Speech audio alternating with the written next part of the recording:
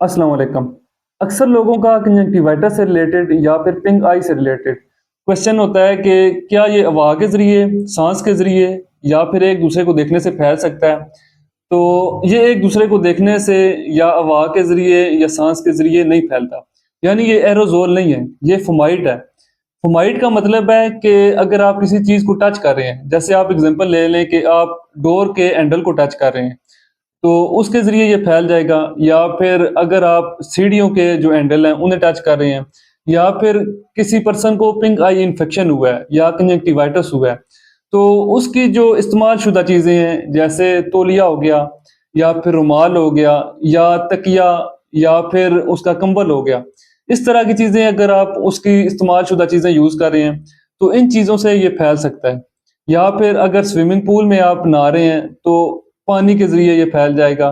तो इस तरह की सिचुएशन में ये ज़्यादा फैलता है। ये एरोज़ोल नहीं है, जैसा कि मैंने बताया, ये हवा या साँस के ज़रिए या एक-दूसरे को देखने से नहीं फैलता।